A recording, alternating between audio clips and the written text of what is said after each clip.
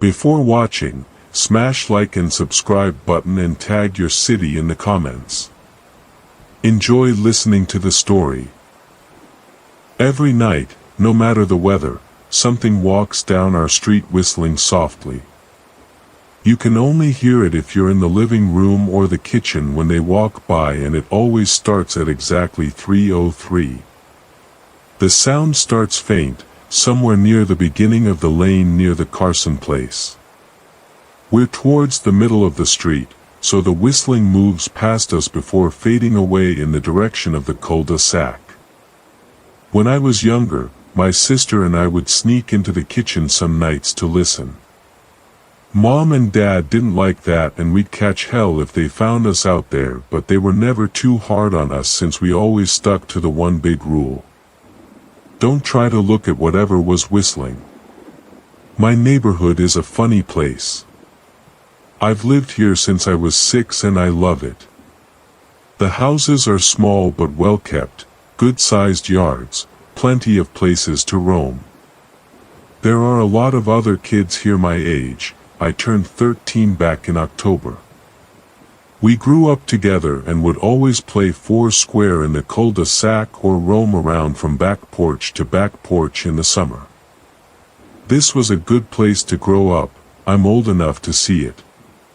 And there's only the two strange things here, the night whistling and the good luck. The whistling never bothered me much. Like I said, I couldn't even hear it from my bedroom. But Mom and Dad don't like talking about it, so I've stopped asking questions. My dad is a strong guy, tall and calm. He has an accent since he moved to the US as a kid. His family, my grandparents, they're from the islands. That's what they call it. My dad, the only time he isn't so calm is if the whistler comes up. He talks a little quicker then, eyes move faster, and he tells us not to think about it so much and to always remember the one rule, the big rule: don't try to look outside when the whistler goes past. Not that we could look even if we wanted. See, there are shutters on the inside of every window, thick pieces of heavy canvas that pull down from the top and latch to the bottom of the window frame. Each latch even has a small lock, about the size of what you'd find on a diary. My dad locks those shutters every night before we all go to bed and keeps the key in his room. My mom, I don't know what she thinks about the whistling. I've seen her out in the living room before at 3:03 when the sound starts. I could see her if I cracked my door open just an inch to peek. She's not out there often, at least I haven't caught her much, but once or twice a month I think she sits out there on our big red couch just listening. The whistler has the same tune every night. It's cheerful. Da-da-da-da-da-dum. Da-da-da-da-da-dum. Remember how I said there are two odd things about where I live? Well, besides our night whistler, everyone in my neighborhood is really lucky. It's hard to explain, and Dad doesn't like us talking about this part much either, but good things just seem to happen to people around here a lot. Usually, it's small things, winning a radio contest, or getting an unexpected promotion at work, or finding some arrowheads buried in the yard, you know, the authentic kind. The weather is pretty good and there's no crime, and everybody's gardens bloom extra bright in the fall. A million little blessings, I've heard my mom say about living here. But the main reason we stay here, why we moved here in the first place, is my sister Nola. She was born very sick, something with her lungs. We couldn't even bring her home when she was born, only visit her in the hospital. She was so small, I remember, small even compared to the other babies. A machine had to breathe for her. We moved into our house here to be closer to the hospital. As soon as we moved here, Nola started getting better. The doctors couldn't figure it out, they chalked it up to whatever they were doing, but we all could tell they were confused. But my parents knew, even I knew, Nola getting better was just another of the million little blessings we got for living in our neighborhood. So that's why we stayed even after we found out that, for every small miracle that happens here every day, now and then, some bad things happen. But they only happen if you look for the whistler. See, our neighborhood has a welcoming committee. They show up with macaroni casserole and a gift basket and a manila folder whenever someone new moves in. They're very friendly. 4 people showed up when we moved in 7 years ago. The committee made small talk, gave me a Snickers bar, and took turns holding Nola. It was her first week out of the hospital, so they were extra careful. Then the committee asked to speak to my parents in private, so I was sent to my room where I still managed to hear nearly every word. The welcoming committee told my parents about how nice the neighborhood was, really exceptionally, hard to explain kind of nice.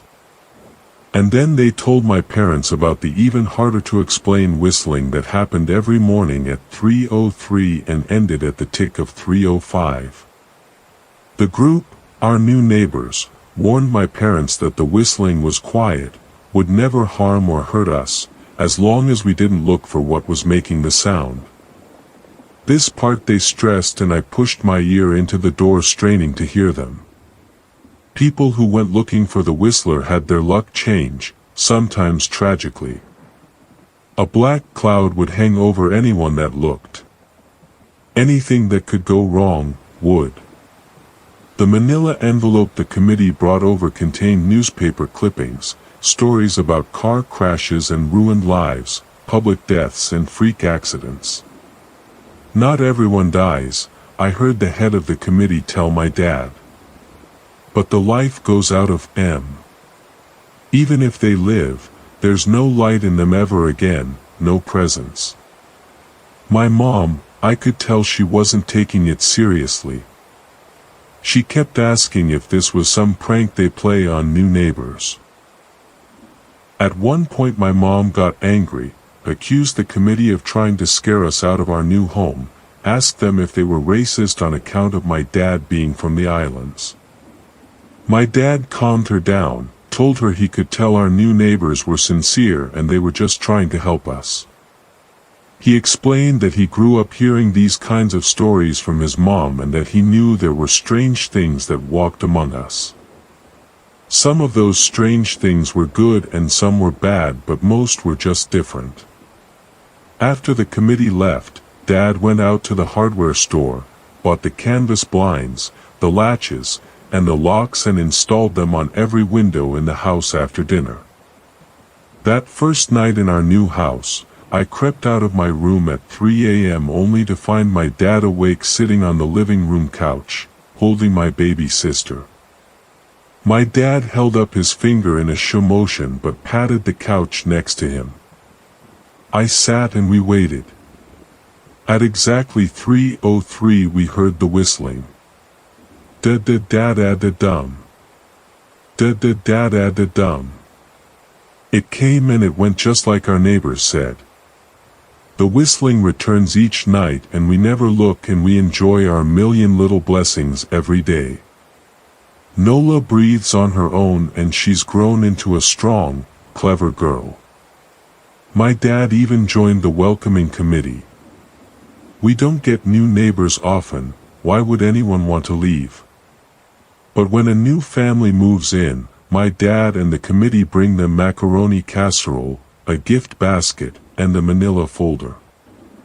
I can always tell by the look on my dad's face when he comes back if the family took the committee seriously or if we be getting new neighbors again very soon.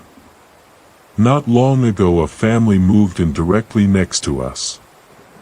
The previous owner, Ms. Maddie, passed away at age 105.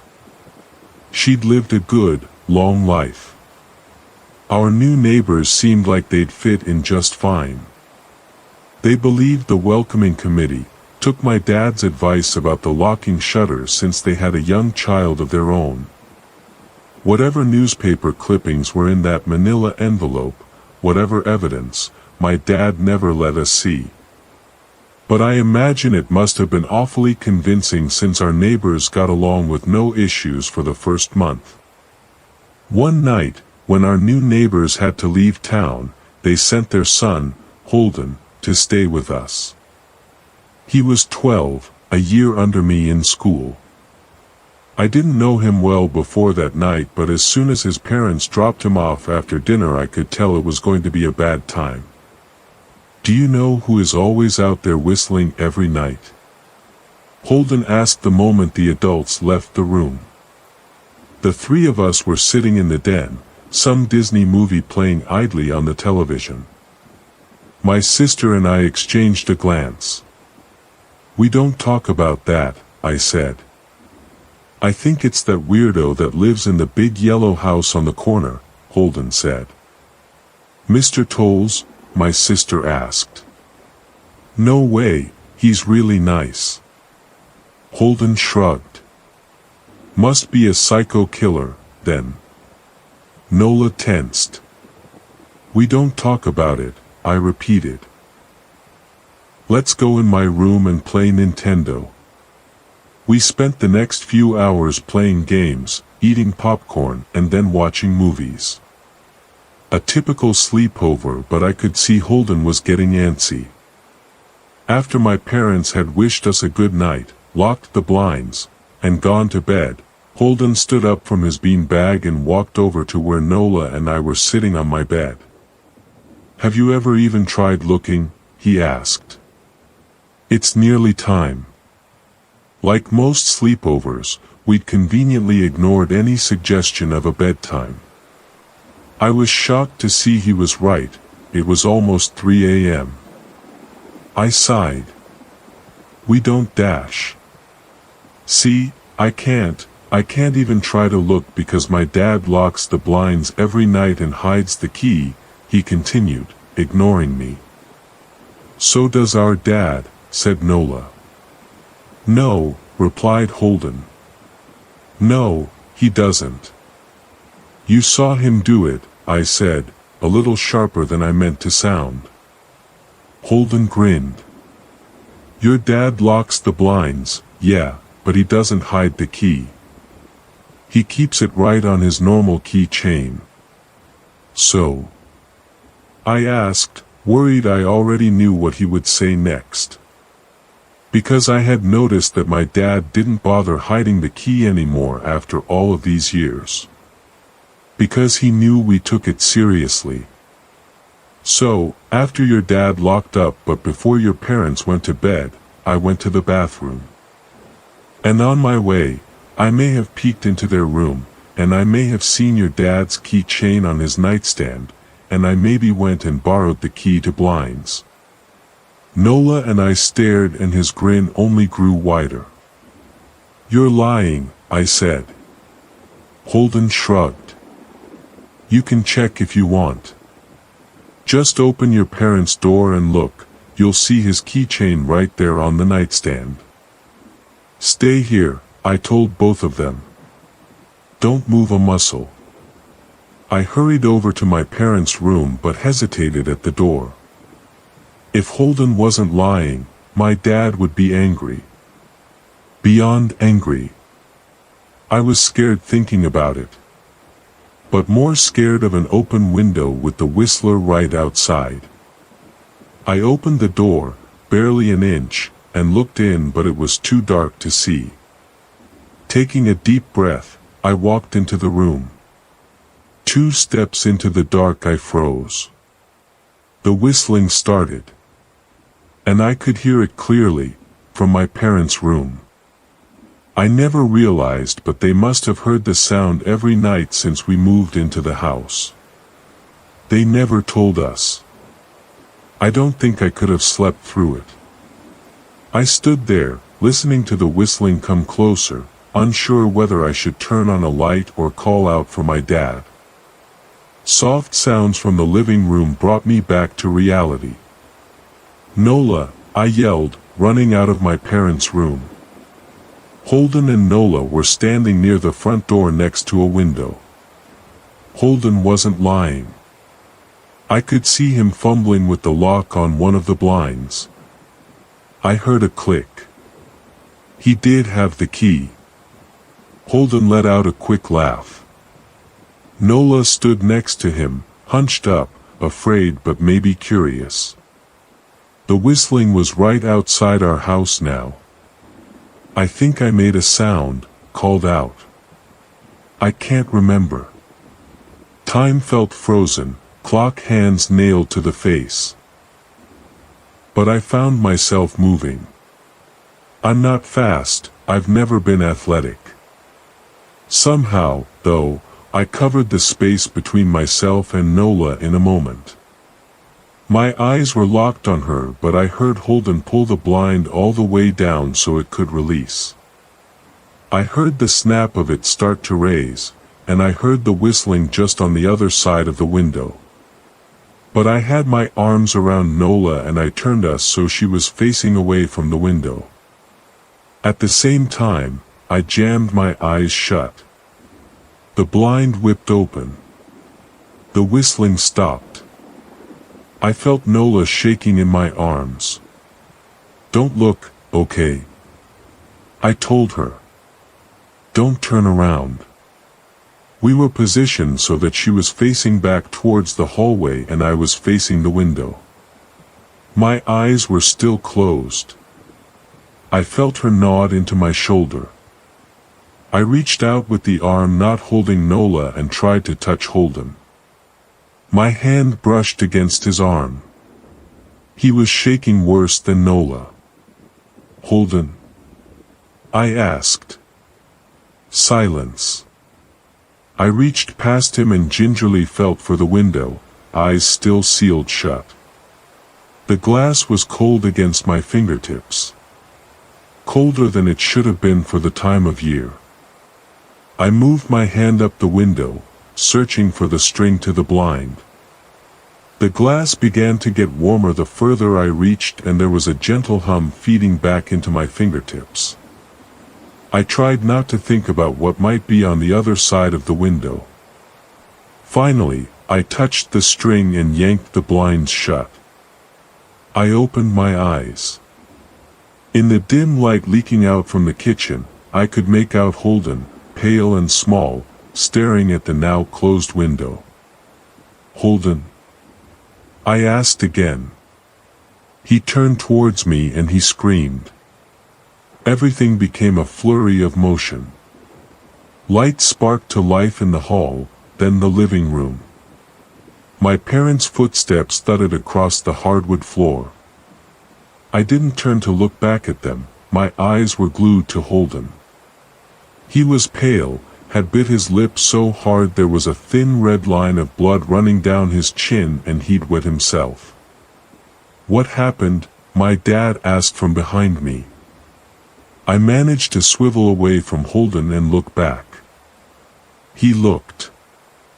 I'd never seen my dad scared before, but I saw it that night, in that moment, an old, ugly terror stitched on his face. A parent's fear. Just Holden, he mouthed to me. I nodded yes. My dad let out a breath. He looked so relieved I nearly expected him to cheer. But then he turned to Holden and my dad's face changed. I wondered if he felt bad for feeling good that Holden was the only one that looked. There was a knock at the door. We all froze. Holden whimpered. Don't answer it, my mom said. She stood at the threshold of the hall. I'd always thought she was a skeptic and just humored my dad about the windows and the whistler, but that night we were all believers. I noticed that both of my parents held baseball bats they must have taken from their bedroom. The knock came again, a little louder this time. Please don't open the door, Holden whispered. My dad walked over to him, hugged him close. We won't, my dad promised, still holding his bat. Nothing is coming in here tonight. Thud, thud, thud. This time the knocking was loud enough to rattle the door. Holden screamed again and Nola clutched her arms around my neck. My mom came over and knelt down next to us, wrapping my sister and me close. Thud, thud, thud. Call the police, my mom whispered to my dad. The knocking instantly stopped. My dad looked over his shoulder at us. Do you think Dash? He was cut off by frantic knocking that trailed off to a polite tap tap tap. Police, something said from the other side of the door. The voice from outside sounded exactly like my mom, like a parrot repeating the words back to her. Police. Call. The police, tap tap tap, police. My mom pulled us closer. Police. Police. Police. Police. Please stop, I heard her whisper. I don't think calling them will help, my dad said. How will we know when they're the ones at the door?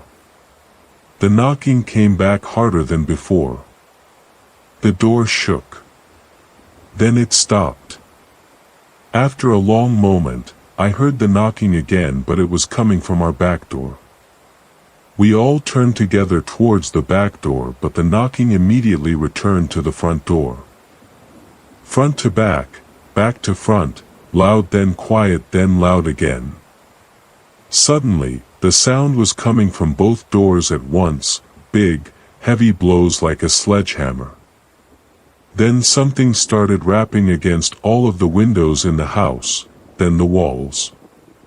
It was like we were living inside a drum with a dozen people trying to play at once. Or we were a turtle and something was attempting to claw us out of our shell. Stop! Holden yelled. The knocking died. I won't tell, Holden said, staring at the door. I promise I won't tell anyone what I saw. Just please go away. We waited for nearly a minute. Then we heard it, a soft tap tap tap coming from the window Holden had looked through earlier. Holden started to cry, sobbing like a prisoner watching gallows being built outside their cell. My dad held him, brushed his hair but never lied to him, never told him things would be okay. The tapping at the window went on for the rest of the night. We huddled together in the living room for I don't know how long. Eventually, my mom tried to take us kids into my room while my dad stayed to watch the door. But the second we moved into my bedroom, the knocking came back, so loud it was possible to ignore. I was afraid the door couldn't take it. We went back to the living room and the knocking stopped. Only the tap tap tap on the window remained. None of us slept that night. The tapping stopped around 7 a.m. That's about the time the sun comes up here. We waited another 2 hours before my dad opened the blinds from one window. He made us all go back to my parents' bedroom first. I heard him open the door then come back in. Okay, he told us. It's done. Holden's parents came back around lunchtime. My mom and dad walked Holden over to his house and they all went inside for quite a while. Nola and I watched from the window. She stuck to me the whole day, right at my side, sometimes holding my hand. When my parents came back they looked grim but wouldn't tell us what they said to Holden's family. It was a Sunday so we all spent the day together, ordered pizza and watched movies. That night everyone slept in my room, Nola and my mom in the bed with me, my dad in a chair he'd pulled over. There was no knocking that night or any night since. We didn't see much of Holden or his parents for the rest of that week, but by Thursday there was a moving truck in their driveway. Nola and I watched them packing up the whole afternoon after school. What sticks with me most is how tired Holden and his parents looked. All three had the same pallor, grim mouths and lightless eyes. Even from across the street I could tell something was very wrong. Holden and his family were gone before sunset. I remember what the original welcoming committee said to my parents when we moved in. Not everyone who looks at the Whistler dies, but even those that live have the light go out of them, and the rest of their lives are full of misfortune. A million little tragedies. I think Holden's parents must have looked, either to comfort him if they didn't believe or share the burden if they did. I watch Nola some days, happy and young and alive, and I wonder if I'd been slower, if she'd looked out the window that night, would I have looked too? To comfort her. To share that burden. I'm glad I don't have to find out. We still live in that house, in that neighborhood. We still hear our Whistler walking past every night. The blessings, the luck, the good things here are too good to leave. But we're careful. We don't have friends over to spend the night anymore. And my dad hides the key to the blinds very, very well. Not that I've gone looking. Some things you just don't need to look for.